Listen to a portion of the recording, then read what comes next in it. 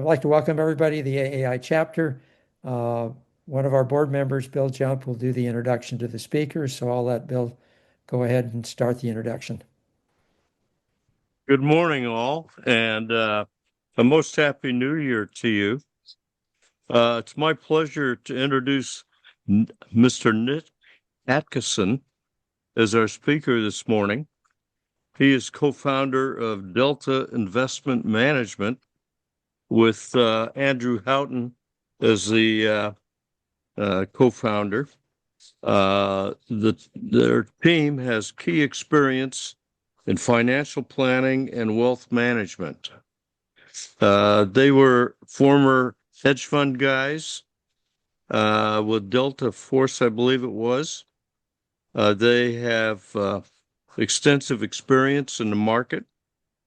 They publish a free weekly email that I would encourage all to go and sign up for at their webpage, deltaim.com. It's free, comes out every Friday, and it's got excellent information. So Nick will be covering our outlook for 2026 in the markets, and that should be very interesting. I just want to point out that Andrew, his partner, co-founder, does the key data analysis for the firm, and I don't think anybody in the planet has more knowledge than these two guys do of the markets. 1,500 stocks. So we got the right team presenting this morning. If you take Barron's, look on page 59 this morning, and you'll see a summary of their excellent outlook for the markets. So, Nick, how do you want to handle questions? I think if we have questions that are about a specific slide, like just understanding the structure of the slide, feel free to ask that and we can take it real time just so we go through slides in an understandable way. But if the questions are broader, bigger scope, let's maybe save those to the end. Okay, you got that, Celia and Deborah? Yep, sounds good. Okay, so without further ado, let's get into the presentation. So introducing Nick. Nick, you got the ball. Okay, thank you very much, Bill. All right, so I'm Nick Atkeson, Delta Investment Management. If you ever want to contact us, the easiest way is info@deltaim.com right there on the screen, or nick@deltaim.com. We get these emails and we read them, so we're there. This is just a disclosure, and it's saying that we're not making any specific recommendations. This is just for information purposes. Delta Investment Management, but Andrew and I started in the institutional trading world, 30 some years ago. And as a result of that, institutional traders tend to be more tactical than others, let's just put it that way. And so the firm was very tactical initially, and also we were in a hedge fund that might explain, and we were options traders for a while. And now we still have this sort of tactical DNA, but we're also performing a lot of wealth management services. As Bill mentioned, we wrote a book in 2013 at the request of McGraw-Hill about avoiding down markets, participating in up markets. This was again 2013. There's been a lot of financial innovation since 2013, so I'll say the book is out of date. The concepts are good, but the tools that you can use to avoid downs and participate in ups are much more sophisticated today.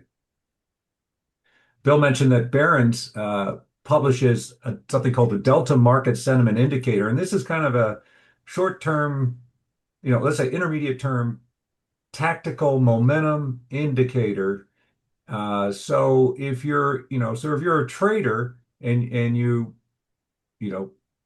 move money quickly, let's say trades every month, 2 months, that kind of thing, this can be helpful. Where this really can be helpful is in downturns. When the market is collapsing and people believe the world's ending, when the indicator, it ranges from 0 to 100. If the indicator goes down below 10, it's really a very, very strong buy signal. And it does happen periodically. It happened in COVID. Clearly, it happened in 2008 and 9. So it happened in 2022. So there are times when the world's falling apart, stocks are way down, and you're wondering, are we near a bottom or not? This can be very helpful. As Bill mentioned, better than I could, we do publish a free weekly email or newsletter, and all you have to do is sign up for it. You get it in your inbox on Friday mornings. If you decide you don't want it, that's not a problem. You just unsubscribe and it goes away. And it's typically pretty short, easy read. There's a comic in it, so there are a variety of reasons to get it. Okay, so let's start out with looking at 2025. And, this is the third year of an up market. Well, it sort of feels like the second half of the 1990s. The NASDAQ was up 21%, the S&P up 18. This is including dividends. Dow up 15, Russell up 13. Equal weight, the Russell being the small cap is what I'm referring to, the Russell 3000 or 2000. Equal weight S&P up 11, mid cap up 7. We had a pretty significant drawdown in April with the tariff situation where the market dropped 19%. The typical drawdown is about 10% particularly in normal times. And U.S. Treasury notes were up 8%. So it was a good year for both bonds and stocks. When we look at attribution, why did the market go up? Most of it was EPS growth. So you say 18%. Well, of the 18%, 14 of that 18 was EPS. 3% or 3 of the 18 was multiple expansion, and 1% was dividends or what, So again, mostly earnings drove it. With the tariffs, there was a lot of concern that there'd be margin compression. Turns out there really wasn't much margin compression. And then, like we did last year, we had the same conversation. Last year, when we started the year, the market was at about 21.5 times, and we had an up 18% year. This year, we're at about 22 times. We're kind of in the same place from a valuation standpoint. And the only comment there is valuation wasn't a hindrance to higher market appreciation over the course of the year. It's probably not going to be a hindrance this year either. This is a chart basically showing the same information, what drove the market higher, earnings, dividends, PE expansion. And this is just giving it to you for the years 2021, 22, 23, 24, and 25. So you can see in some years, PE was a very big explanation. The PE is the purple area, and that shows, and basically, just to give you an example, like in 2022, you see all the action was PE compression. We had a negative year in 2022. And then almost a lot of the action in 2023 was the re-expansion of the PE. It's kind of a bounce back effect. This is a chart showing S&P profit margins. And you can see this is from 2002 till current, our third quarter 2025. And you can see that, two things. One, we're near highs. And two, the trend has been high, heading higher. Okay, so, in finance, people sometimes say, well, it's different this time. And it almost never is different, okay? But it might actually be different. So what could be different? All right, well, real GDP was up 4.3% in the third quarter. So we're clearly the economy is growing much faster than people are expecting. And this artificial intelligence is a big driver of that. So here's some numbers around that. Tech sector capital spending contributed 40 to 45% of US GDP growth over the last 3 quarters, up from less than 5% in the first 3 quarters of 2023. 65 to 75% of S&P 500 returns, profits, and capital spending since the launch of ChatGPT in 2022 has been derived from 42 companies, all linked to artificial intelligence. So the economy used to be basically driven by personal consumption.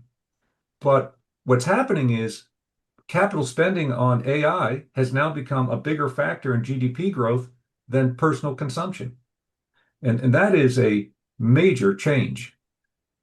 So last year, you see on this chart, this is showing uh, AI capital spending from Alphabet, Amazon, Meta, Microsoft, and Oracle. So I showed this chart, it says January 2025 on it. I showed this chart to the group here last year, and the estimate for capital spending was $246 billion in 2026. Now the estimate is 533 billion. So we've more than doubled it. And in 2025, it was expected to be 225 billion, and you can see in 2025 it's actually going to be around 400 billion. So the numbers are huge and they're accelerating rapidly. Okay, so now we're going to talk about the outlook for 2026. And in some way, it's a pretty simple story, but we're going to put a lot of detail behind it. But in some sense, the most important question you ask yourself is, are we going into a recession? And if we're not going into a recession, the market generally behaves pretty well. If we are going into a recession, you really want to be pretty defensive. So, we're going to cover the growth of GDP, tariffs becoming less of a factor. So we're transitioning from the implementation of tariffs in 2025 to the digestion of that implementation and now sort of normalization and moving forward. Where interest rates are going, earnings expectations, stock and consumer stock demand, it's some technicals and valuation. Okay, so near term, earnings appear to be quite strong. GDP growth is strong. AI spending is strong. Interest rates are heading lower. Government spending is going up. We're going to get tax refunds, and maybe there will be a tariff rebate. Who knows in the third quarter? But bull markets usually don't end with the Fed cutting rates and earnings growing double digits. So this is a chart of earnings expectations versus actual earnings delivered. And the bars show the expectation and the dots show what was actually delivered. And it basically shows that every quarter expectations are being beaten. And that was also true in the third quarter of 2025. So that's 15 quarters in a row of better actual results than expected. These numbers on the right that say S&P earnings, the expected 2025 earnings for the S&P is 271, 26, 311, 27, 357, which is implying, close to 15% earnings growth for 26 and 27. The Atlanta Fed has done a very good job of predicting GDP. In fact, it seems to be the most accurate prediction of GDP since COVID. The COVID event, with the amount of money that was put into the economy through the federal government and also just through the increase of money supply, distorted a lot of predictions about what might happen and how the economy worked and all kinds of things, including, the yield curve was inverted for a long period, and the leading economic index was negative and still is. It's been negative for over 2 years, approaching 3 years, and none of that led to anything. Usually those are very reliable predictors of recession, and turned out that wasn't the case. So anyway, the Atlanta Fed is predicting that the fourth quarter of 2025, GDP grew about 5.4%. Now that number, I'll say, is a little volatile. They move it around quite a bit week to week, but 5.4% is a lot better than the consensus expectation of something like 0.8 or 0.9%. So, and again, if I had to bet on it, which we do, I'd say what happened in the fourth quarter is going to be closer to the 5% than the consensus expectation.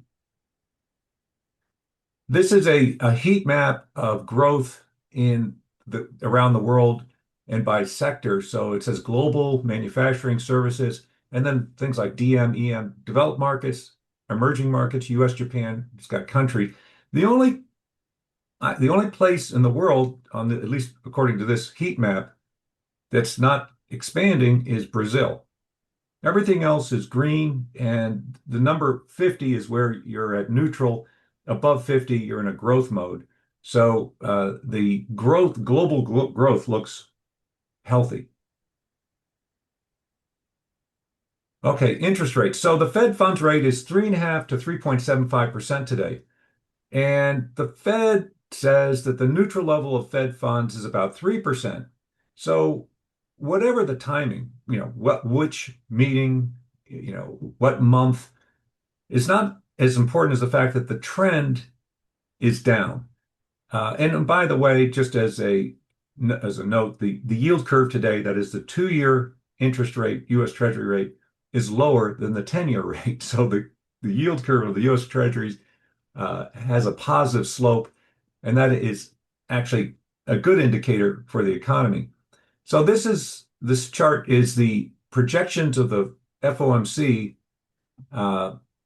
as of when were made in December, and not that their predictions are the most accurate or anything else, but it does give you a sense that they're saying on the bottom line, federal funds rate is 3.6 roughly, and you can see it's heading down to 3 over time. They've got inflation, near 3% now, heading down to 2 over time. The unemployment rate, it's funny, the unemployment rate just came in at 4.4. That's what they're predicting. So that's a good one. You can see their GDP numbers, for 2025, 1.7, 2026, 2.3, 2, 1.9. So they're certainly not predicting recession. And it's quite possible that their forecast of GDP growth is too conservative. You go to the credit markets, bond investors often, are thought of as some of the smarter guys. And the way they express fear is the credit spread, the difference in rate between junk debt or non-investment grade debt and treasuries. And when the spread is wide, it's what the bond market's telling us is that lenders are worried that they may not get paid back. There's credit risk, and maybe that's because of a weak economy, that type of thing. Now, what you see in this chart is that the spreads between non-investment grade debt and treasuries is very, very narrow, meaning the bond market is not worried at all about credit risk. And this is a number where you say, okay, well, what's the threshold for getting worried? Well, if it's going higher and it crosses over that 5% line, I put that as a red line here. Get ready, things might get very difficult. So at 2.8, we're a long ways from it. You can see we're sort of scraping along at the bottom. All right, now here are just statistics. So the Fed is cutting rates with the stock market at all-time highs. And when they've done this in the past, the 12-month return of the market has averaged 20%, up 20%. So that's an interesting statistic. The worst outcome in this kind of scenario was up 15%. This is a chart from Goldman Sachs, and it's basically saying the same thing. It's talking about rate cuts in recessionary periods, non-recessionary periods. The green line is the non-recessionary, and you can see the market over the 12 and 24 months tends to go higher in that kind of a scenario. All right, so here what we're looking at is a picture of what they call fiscal impulse, which is the combination of spending and tax cuts and tax refunds and any activity by the government that's either adding to growth or subtracting. And the one big beautiful bill, what it's doing is pumping a lot of stimulus into the economy in 2026. In fact, it peaks in the second quarter of 2026. That's basically that bar with these different colors, which are the components of what's driving that. Okay, so this is just a chart showing the average income tax refund by filing year, and you can see the spike up in 2026. That's that gray bar. So, and then, as I mentioned, there's a possibility, particularly with midterms on November 3, that Trump might issue a tariff rebate to consumers in the third quarter, which would be another stimulative thing. Okay, so let's go to why recessions matter. And this is an image of market activity or market return calendar year, not including dividends, from 1980 through 2025. And what you see are these gray bars, and the gray bars are again showing calendar year market returns, and where there's a green bar, it's a non-recessionary period. Those horizontal green is non-recession. And all the gray bars over the green bars tend to be positive. And I mean, with few exceptions. And when there is an exception, the down market is very small. And then the red circles are recessionary periods, and you can see that the returns in the market are negative. But the intra-year drawdowns, which are marked as these red dots, are quite negative. So, for instance, pick a year, let's say 2002, I believe it is, down 34%, or 2003. 2008, we know the market was down about almost 50% in the intra-year drawdown. Here's an example of intra-year drawdown this last year, 2025, down 19%. Without dividends, the market was up roughly 16%. So, but generally, when there's not a recession, the intra-year drawdown's small-ish, let's say roughly 10%, and the market has a positive year. So, if all you did as an investor was buy and hold during non-recessionary periods, and then figure out when a recession was coming and get out, you would be an incredibly good investor. That would also be quite tax efficient. Here's another way of looking at it, and this is the data going back to 1945. And basically it's saying, what are the odds of having a positive return when there's a recession or not a recession? So without a recession, positive returns are 87%, return of 10% or greater is 65%, return of 20% or greater is 32%. The odds in a non-recessionary period of having a decline of greater than 10% is only 4%. So, if you're just playing the odds, stay long in 2026 and don't overthink it and maybe buy the dips. Okay. Now we're going to get into some of these technical factors. One of them is stock buybacks. So stock buybacks are hitting peak levels. Actually, I think they're now projected to be in 2026, something like 1.3 trillion. You see, this is 2025 at 1.2 trillion. Goldman Sachs is forecasting $6 billion of average daily demand for stocks from corporations and households through the course of this year. So there's clearly a strong demand. Liquidity is becoming easier. And this is just financial conditions index that's showing, how easy is money, and one has equities and the other one doesn't have equity. So obviously, if the market's going higher, it helps generally liquidity and the availability of money. So that's obviously been a big factor. So you take that out, and still access to capital is good. M&A is reaching, prior peak levels and is expected to accelerate in 2026. So M&A, buying of corporations by other corporations tends to be a stimulative effect on the market. This is an interesting one. So consumer sentiment is relatively negative. So this is a chart showing sentiment over time, and we're out here in December 2025. It's this green diamond, let's say, and it shows that we're down in the low 50s. And what history has shown is that from the sentiment troughs, when you hit the bottom of sentiment, the next 12-month return in the market's about 24%. When you're at sentiment peaks, everyone feels good, everything's great. The next 12-month return in the market's about 4% or 3.9%. So just from a bearish sentiment standpoint, this seems like a decent time to invest. It looks like sentiment is very depressed. Okay, so elections. we're in we have a November 3rd midterm election. And in the second and third quarters of midterm election years, the S&P actually normally has negative returns. So that's SPX, that's the index. And you see in Q2 minus 3.2. This is an average of returns from 1990 forward. And then Q3 minus 2.2. And then we go back to positive. And usually midterm election years aren't the most robust years in the market.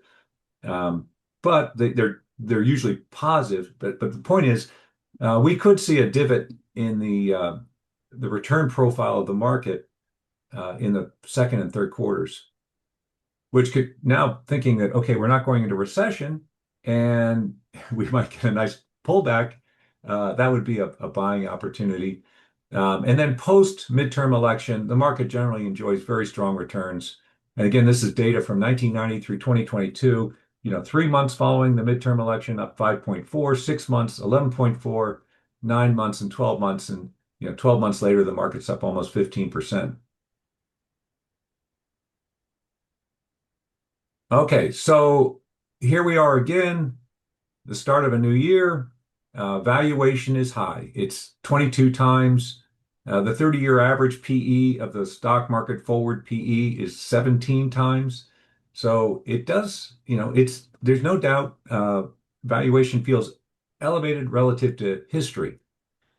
And the problem with high valuation is over a 5-year period, you look at 5-year average annual returns, and you look at what the starting PE is, there's a pretty good correlation that expensive markets don't lead to great outcomes, over the next 5 years.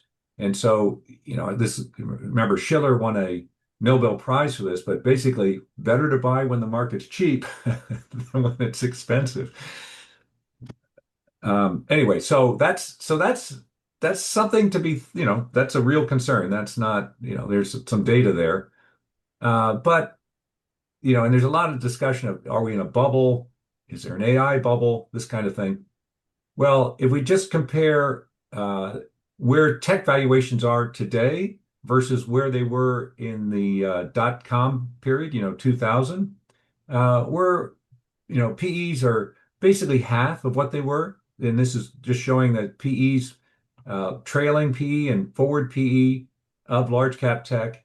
And you can see in around 2000, there was a big spike. And today, it's really substantially lower. And the PEG ratios, that's the PE to growth ratio, are materially lower.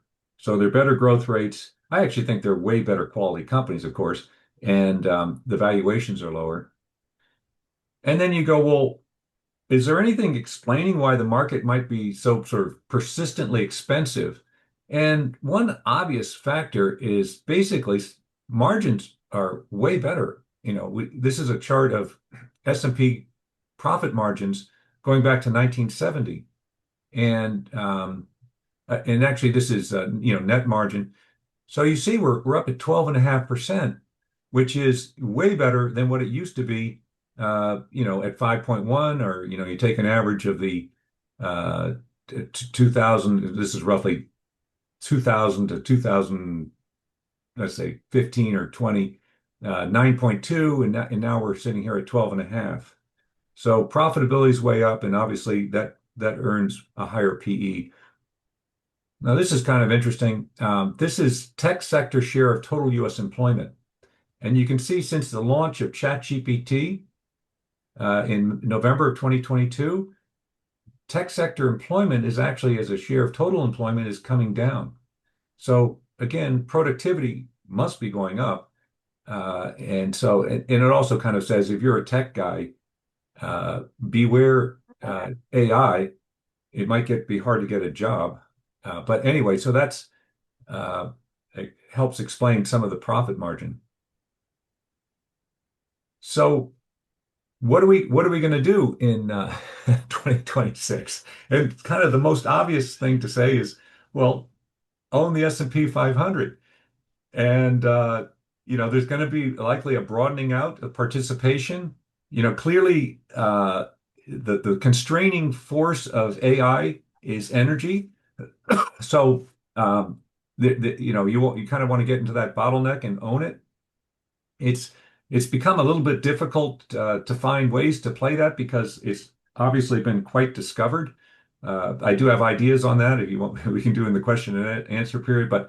Um, but energy seems to we're going through an energy transformation and we're electrifying everything and the energy draw from AI is huge. So we have to make a lot of electricity. Um, Universally, Wall Street is bullish. So we ended last year, the S&P at about 6,900, let's say, rough number. And the average prediction, and this is listing Wall Street banks and research firms vertically here. And then it says the average outlook for the S&P index is to end 2026 at 7,555. There's Oppenheimer up here at 8,100. But it's basically saying all of these banks believe the market's going higher.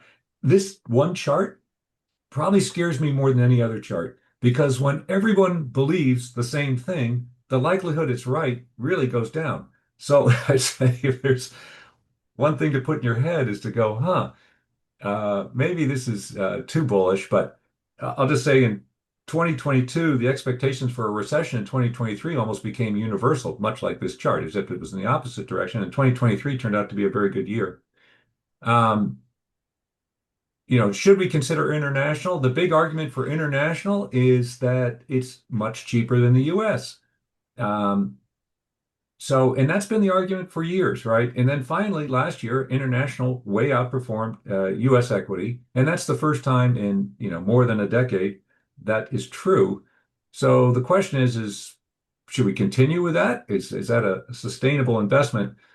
This is a review of the U.S. versus Europe, Japan, and China return on equity, and you can see that U.S. return on equity is substantially higher than it is abroad. So that's one of the reasons why the US has a higher multiple.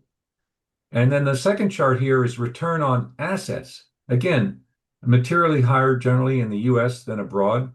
So, it says, well, there is a valuation gap, but maybe some of that's warranted.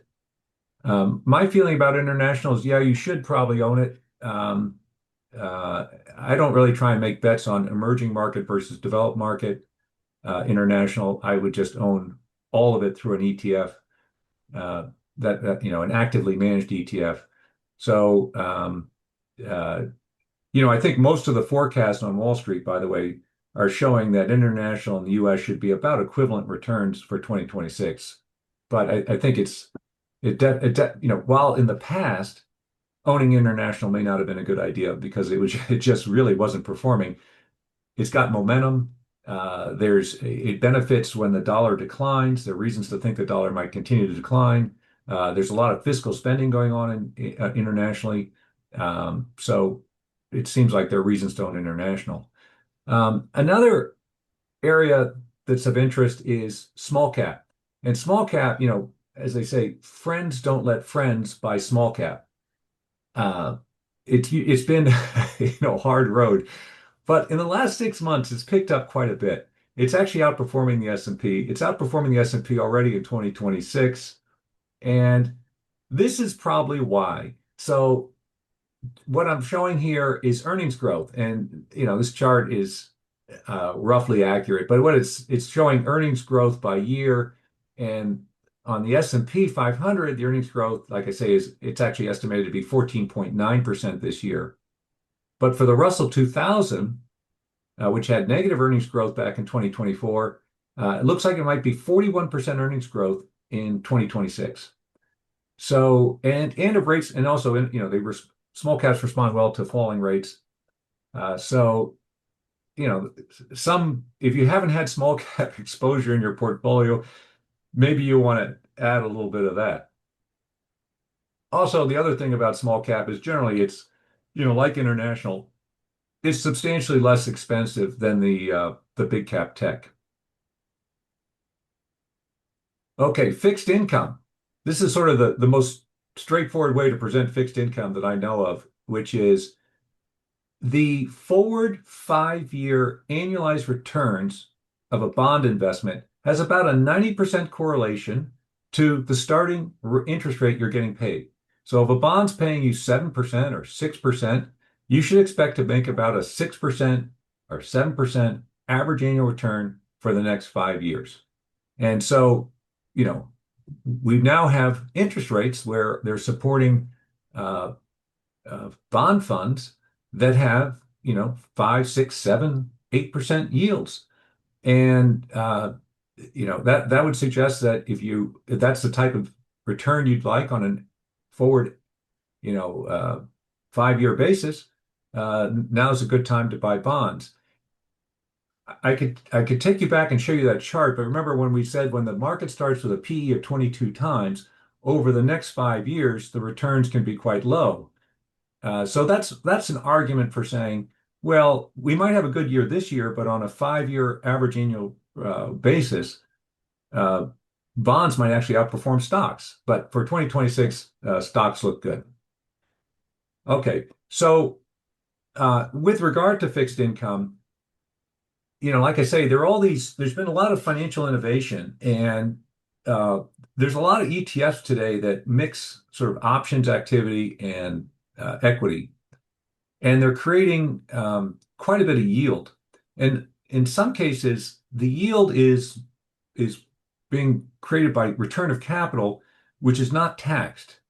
And so in a taxable account, this is just an example of a portfolio that puts out about a 7.4% yield, has a market beta of about 0.56. So, and the taxable amount of yield here is, roughly 40% of the yield is taxable. The rest is non-taxed. So it's quite a hefty yield on considering after tax. And the other thing is, instead of owning just sort of a straight out bond where you get paid only your principal back, this portfolio is able to appreciate, like I say, with about a half a beta to the S&P over time. So you get capital appreciation and you pick up a pretty good yield and you have some tax protection. In an IRA account, this is another example. The IRA, we're not worrying about being taxed on the yield, so we're pushing the yield up higher. And we can talk about the specifics of any of these instruments, but here we're looking at over a 10% yield. Again, a market beta of about half. And so those are interesting opportunities. You're thinking about your retirement and getting income out of your account. You can pull a pretty significant amount of income, and like I say, get some amount of capital appreciation with it as you go. So that is the presentation. We're open for questions. Yes, please feel free to type your questions into Q&A, and we have a couple of questions there, so I'll just go down the list. The first is, given that the current administration states that interest rates should be significantly lower, isn't there a risk that we cut too fast between the mid 2026 and 2028? Yeah, I mean, part of it is Fed independence, and what we're getting a new Fed chairman in May, and that's one vote of the FOMC, the Federal Open Market Committee. You know, so the consensus expectation is there are two Fed rate cuts this year, and then they stop. So another 50 basis points comes out of the Fed funds rate, and then that's the end of the rate cutting cycle. Um, the factor that controls it will be inflation. And I think the risk I didn't talk about is what happens if inflation starts to climb. I mean, the problem with inflation lately is it's been sticky. The question is, does it turn higher? And if it, so that's that will dictate what happens with that rate past this year. But so I guess the answer to the question is, I think that although the administration may want rates a lot lower and maybe way too low, I just don't think the world's going to allow it to go there. Okay, thank you. The next question we have is around asset allocation. How much small cap versus mid cap exposure would you recommend? Uh, that's so like I say, friends don't let friends buy small cap. Small cap's great until it's not, and when it's not, it's really bad. I would say on a small cap, we're looking at like 10% of portfolios. Um, Mid cap is interesting. It's underperformed, and if the market broadens out, it conceivably uh, could outperform. So um, again, I would say 10, 15% mid cap. But the one thing you could do is buy the S&P 500 equal weight. Now that index has significantly underperformed for the last several years because the whole market has essentially been the Mag 7. And the reality is it's hard to run away from the Mag 7. Uh, so um, generally I keep it simple. Like our portfolios are basically biased towards, market cap weighted indexes that look like the S&P are the S&P and the addition of small cap. In other words, we're not really spending a lot of time on mid cap. Got it. There's a couple questions about slides being available. We are going to make the video, the recording from today available. And so that is will be emailed out to all registrants when that becomes available, probably within the week. And then the next question is, you had mentioned earlier that you had views on investing in energy. Could you maybe expound on that? Yeah. So, you know, I- so, we're going to have to make a lot of electricity, and electricity requires a turbine usually, whether you heat something up, whether it's nuclear, natural gas, coal, and then you spin something and then you generate electricity. The dominant player for that is General Electric, and they're involved in all electricity. And the beauty of electricity, it's a domestic activity. It's not really subject to foreign competition. And GE plays at every level. That's GE Verona, GEV. The problem with GE Verona is when they split up GE, GE Health, GE Aerospace, and then GE Energy, the it came out at 125, and then it obviously it's now trading somewhere at like 620. So it's been quite recognized, but it is quite volatile. And when it does pull back, it might be something to buy. It's a good long-term play. The three players that are big energy kind of electricity generating kind of companies that are involved in the infrastructure are Siemens, Mitsubishi Heavy Industries, and GE. Siemens is also quite recognized. If you want a foreign stock that you can buy as an ADR, Mitsubishi Heavy Industries is trading at an enormous discount. These are not stock recommendations, but just an idea. The Mitsubishi Heavy Industries um, is obviously it's diluted by the fact that Mitsubishi does a lot of things. So the energy portion, you're not getting a pure energy play, but it's interesting. And if you believe that Japanese equities are something worth investing in, and you like energy, it's a kind of an idea. You know, Under the previous administration, we were heading in a direction where the production of fossil fuels was becoming not a good idea long term. One, we're moving into an electric world, so how much oil do we really need? Also, the environmental impact of producing oil. So capital spending in the oil fields and production of natural gas was really coming down, and basically excess capital was being returned to shareholders as dividends. So that became, the whole energy complex became interesting as a shareholder because you were basically getting an increased share of capital sent to you versus put into the, CapEx. Anyway, but you begin to look at this and you say like and I might sound like a broken record, but a midstream natural gas pipeline. Again, I'm focusing on natural gas because I like the electricity production element of that. And 65% of the US's natural gas production, or 65% of U.S. electricity production is produced by natural gas. And it's the easiest, fastest thing you can do to get, more energy online is to create natural gas fired power plants.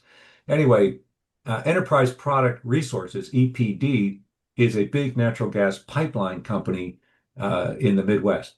And in some sense, it's not a monopoly, but it almost is. I mean, who else is going to go build a pipeline, a natural gas pipeline today in of this size? So all this natural gas is getting moved around through EPD pipelines, um, and what it does is it's an MLP. So if you want to buy it in a taxable account, but it puts out about a 7% yield that's not taxed until you get all your capital returned. So for about 10 years, it's 7% yield, no tax, and they raise the dividend 3 to 5% a year. So let's say you're on your cost basis, by the time you get to year 5 or 8, or your yield is now 12 or 15%. It's just because they keep pumping up the dividend. 30% of EPD is owned by the family. So you've got a lot of, let's say, dependents as shareholders who really want that dividend. So they're not going to cut it unless things get really bad. So that's an interesting way. But I'm kind of always looking. There's an ETF POW for power, POW, prisoner of war. No, it's POW for power, and that's newly launched, and that's kind of a simple way to uh, buy into and it's they call it the AI Super Cycle Energy ETF. So it is focused on energy supply for electrical demand from AI. And so that's an interesting investment.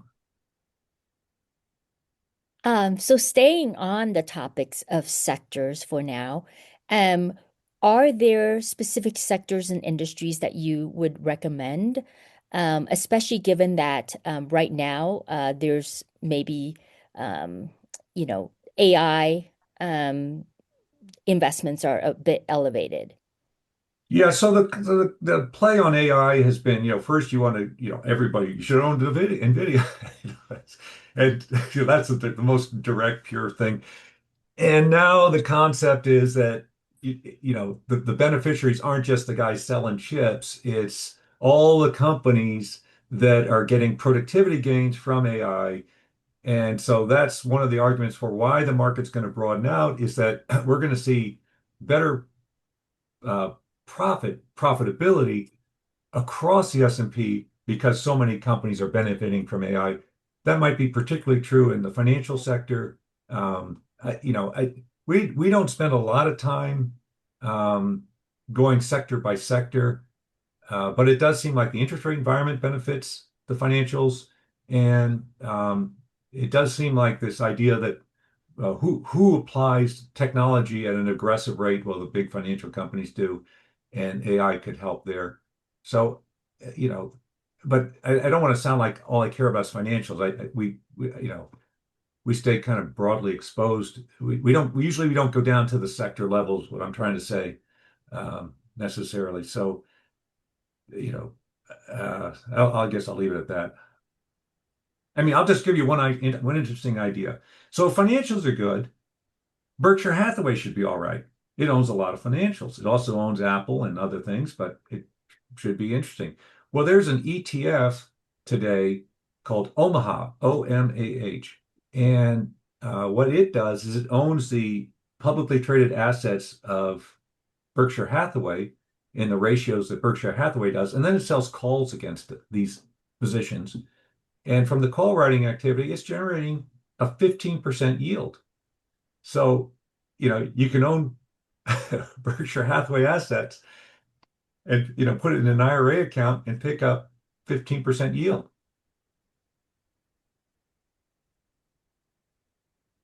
That is not a recommendation.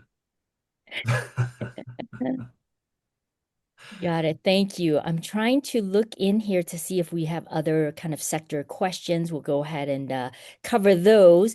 Um, One is, what is the impact, if any, of geothermal energy production? Since earlier we talked about energy sector. Yeah, geothermal, right? I mean, I'm not an expert in the subject, but clearly it's a little bit limited to where you have enough high temperature underground water, right? So I I, I think what is it? California is one of the largest geothermal and producers, but I don't know what the status of that is. Geothermal would be a great source. I think the thing that's going on that is has been talked about for years and years and years, and is just always sort of hanging out there is fusion. And it seems like we might be getting closer to fusion. And if that were to happen, that would be a massively disruptive and transformative event. But again, um, I believe that the status quo is going to hold for a while, and natural gas is the way to go. And you know, and I'm not saying buy the commodity natural gas. I'm saying buy basically the people in the way of using natural gas to make electricity. Great. And then what is your view on gold and precious metals? What's the best way to invest? ETF or physical? Okay, so I think that basically the gold. I mean, okay, this is my speculation, but when Trump came into office, I think sovereign nation, other countries around the world were worried about assets being frozen. And so there's been a lot of central bank buying of gold around the world. And if you look at charts showing sort of when gold appreciates and central bank buying of gold, the correlation is very high.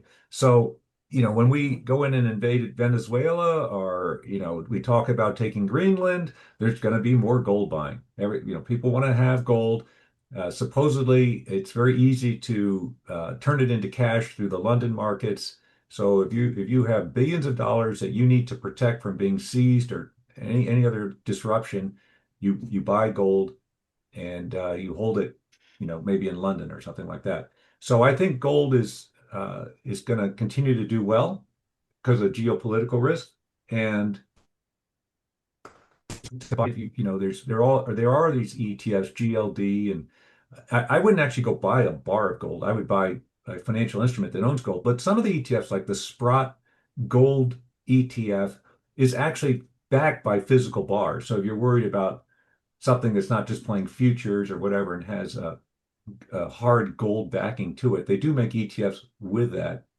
Uh, but anyway, whether there are a lot of gold ETFs, and like say the Sprott one seemed to be, and I think I can't remember, it begins with a P. It's like PSL something. Um, those are tied to the physical bars. All right, thank you. So there is a question about one of your slides going back to your 2026 opportunity yield and growth chart. Oh, okay. For which this one? Let me Say the slide again. opportunity 2026 opportunity yield and growth chart. Is that? Oh, this one. Okay, I got two of them. Yes, that Yep. one. You got two of those. Yes, yes. Um, their question is, what's the difference between the makeup of the yield on the left and the portfolio yield on the right of the chart? So kind of looking at Oh, okay. So reading basically the what we're chart, doing is really. the yield if you just own GPIX, which is the S&P 500 index with call writing on it, you're getting about an 8.5% yield. I have this probably needs to be updated, but that's about what it is. It might even be higher now. 60% of that 8.5% yield is return of capital, meaning you don't pay tax on 60% of that yield. If your portfolio is comprised of 45% GPIX, then the portfolio yield is the 45% times the 8.5 or 3.825. When based on all, so the question is, what if you bought these instruments, these symbols on the left, and the symbols have these yields, and you use these model weights, your portfolio would have a yield of 7.425. Hopefully Got that it, makes got sense. it. And then the next question, it could be this chart or the chart before. It seems to show a large projected gain in the small cap opportunity from the small cap stock of 41%. Um, why is the opinion that they would do so well? Is it around the PE or profit margin expansion? Yeah, so this chart is not what the stocks are going to do. It's just an estimate of what the earnings for the Russell 2000 are going to do. So its earnings growth from 2025 to 2026 is up 41%. That doesn't necessarily mean that the small cap index is going to go up 41%. It might go down. You never know. But the point of this is to say earnings growth for small caps is very strong. And the second chart says, and your starting valuation level is materially lower than the average, the PE of the overall market. So you've got lower valuation and much better earnings growth, which, theoretically could mean small caps do better than the overall market. Got it. Thank you for that explanation. Now, someone is asking, they'd like to invest in sectors or stocks with lower valuation. So the question is, should he buy into lower valuation international portfolios or still focus on the US? Um, uh, I think you want to do both probably. And obviously if you want to factor on value, you want to say my stock factor is low valuation. There are clearly many funds you could buy that are value oriented. Um, uh, and you could also just, if you want to, you could buy a global ETF and capture it all that way with a value bias. Um, One thing that's working quite well are these funds that are based on sort of high, dividend paying, we're dividend appreciating funds. Capital Group has got something called CGDV, that's Capital Group Dividend Value. It's a US based ETF, and I think it was up about 25 or 26%. Um, last year, which is impressive, because basically the thing again, value I wouldn't say was a leading winner in the markets, but this ETF it gives you a little. Basically, the point of it is it's doing quite well. It doesn't really produce a lot of yield, but it diversifies you away from the Mag 7, and so that's a good holding for U.S. interested investors. CGDV is Capital Group Dividend Value ETF. Thank you. So let's go to some macro level questions that our audience has. The first is, do you think the $38 trillion US debt, which is growing, will be a problem for the market in 2026? No, that's okay. So here's the problem. What happens when, the US there are a bunch of problems. One, you got to sell a lot of debt, and that means somebody's got to buy a lot of debt. And at some point, there may not be enough buyers out there to buy all this debt. And so what that means is the interest rate has to go up, whether you like it or not, to get this debt sold. Um, if interest rates go up, that the expense of covering that debt coverage for the federal government is overwhelming. It already is becoming overwhelming.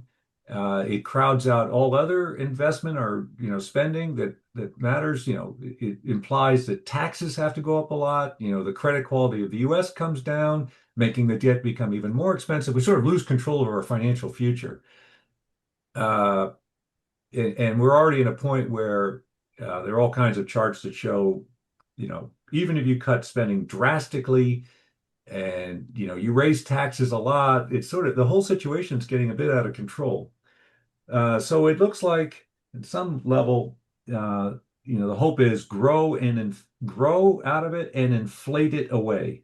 Let inflation just make the dollar value of that debt become less. So because the question was said, do you think it's going to be a problem in 2026? The answer is no.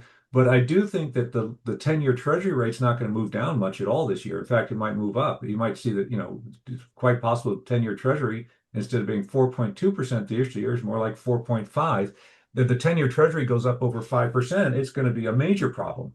So that's how it could translate into a problem more immediately. Is just that although you know the administration would love to have rates go down, and the Fed might want to move the Fed funds rate down, the market controls the 10-year rate, and that's really what drives mortgages and a lot of commercial activity.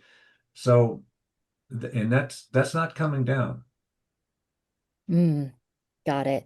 Should we worry about the converse effects of productivity gains and employment reduction on consumer spending? Yeah, it's funny. So we have a bifurcated economy, right?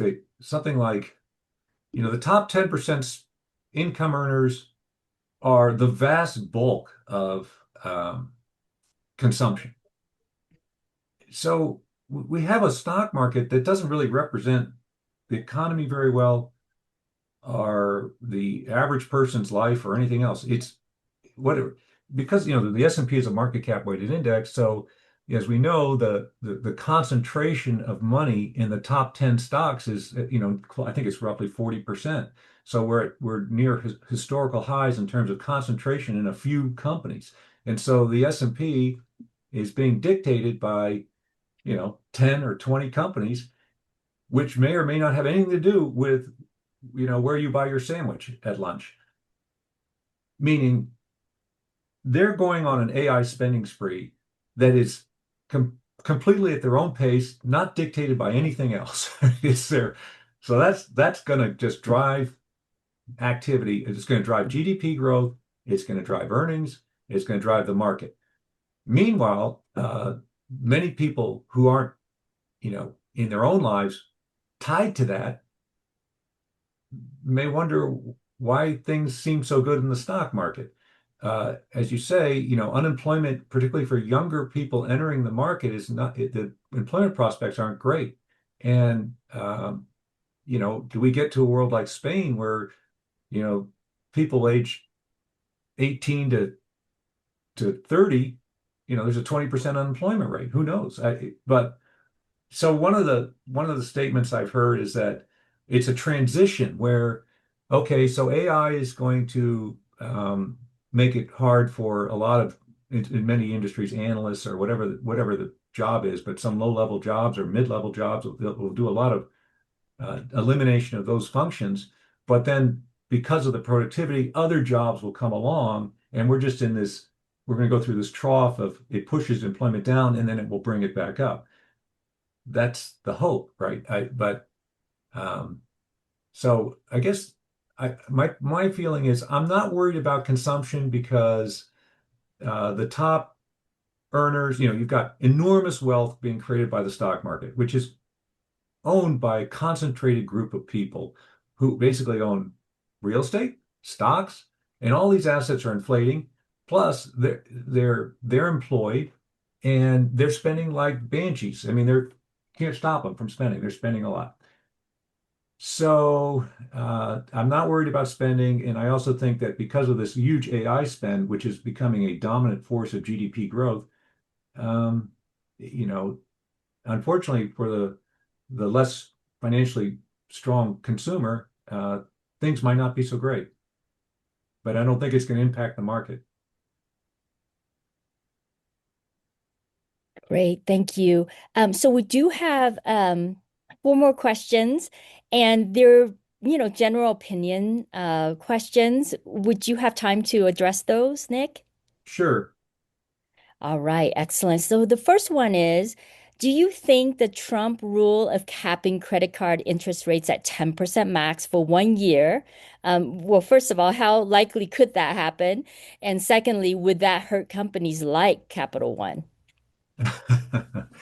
Yeah, I don't know anything about that. If that I can't imagine that anybody would do that. Just um, because at some level you have to let the credit card companies figure out what the rate is that makes them willing to give you a credit card. I don't know. yeah, if they did that and they said basically the number of people who could hold credit cards would drop dramatically because you can't, if you cap the rate, it means you're going to have to concentrate giving credit cards to higher credit quality borrowers than you could otherwise. So I don't know. So that would sounds not good. Got it. What are your thoughts about hydrogen production for energy in companies like Plug, Plug? I think what's going on, it's funny. This was a head fake that I experienced was, under the Biden administration, there was a lot of, and Obama as well, there's a lot of interest in alternative energy, including hydrogen. Um, and so there were these ETFs for alternative energy. The thing that killed those ETFs was basically they had a high concentration in solar power. And I'm going to get to hydrogen in a minute. But and so what happened there was Chinese manufacturing of solar panels became drove the pricing way down, and it basically made returns in the U.S. on solar not good. And so those turned out to be terrible investments.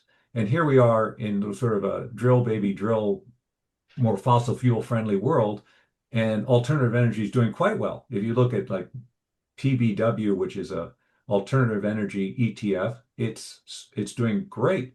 And basically the reason for this is that people need electricity from any source, every source they can get their hands on. So whether it's so all of it's doing well. So again, I like energy generally, and if there's a hydrogen play that makes sense, you know, I'm all for it. All right. So this question appears to be perhaps someone who reads Delta's newsletters. It says, your Barron's asset allocation shows stocks, bonds, cash, and hedged. How Yeah. do you do hedged in a cost-effective manner? Okay, that's a great question. Hedged is really easy nowadays. So there are these, there's buffered ETFs. You're probably familiar with buffered ETFs.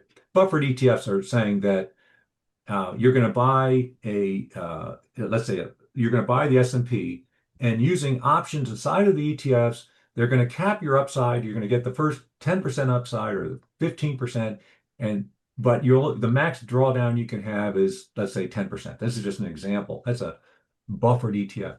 They also make ETFs that don't cap the upside. So if you're going to give somebody a hard floor and say you're not going down below this level, you have to give away some upside to do that.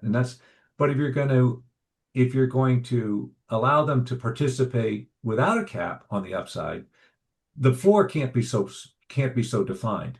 So what those are doing is they're buying an index, let's just say the S&P 500 or some set of stocks, and then they're going and buying, let's say, 10% out of the money puts, and they're rolling those puts. So let's say and the idea is that you're going to get about 80% of the market appreciation.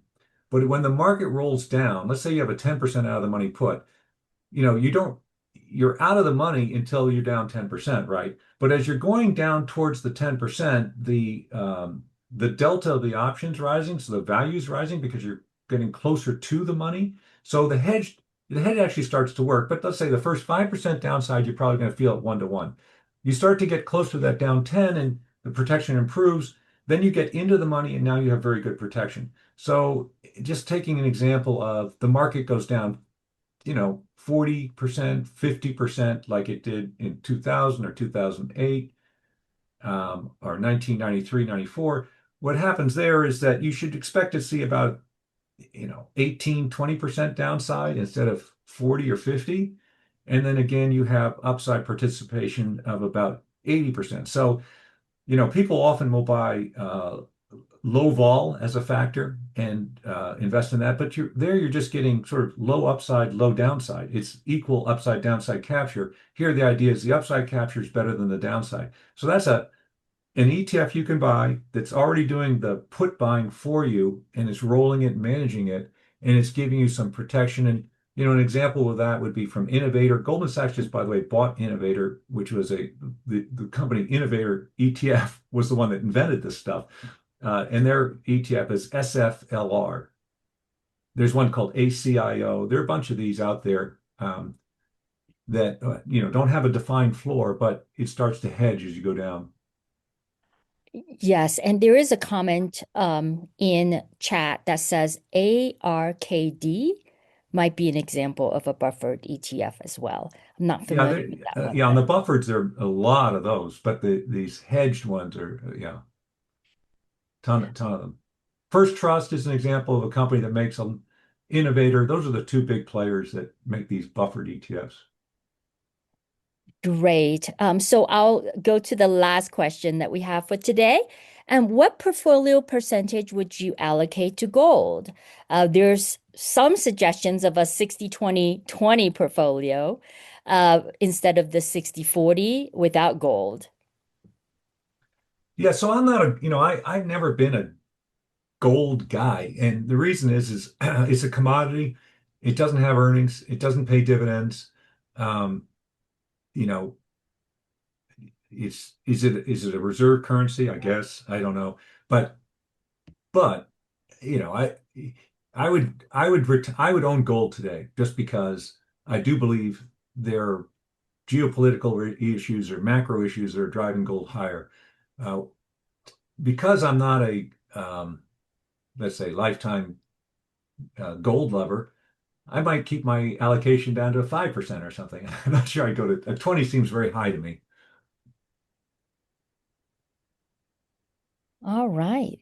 Well, Nick, we always appreciate your insights and really appreciate this presentation. Um, and hope that you'll come back and speak with us again. Okay, thank you very much.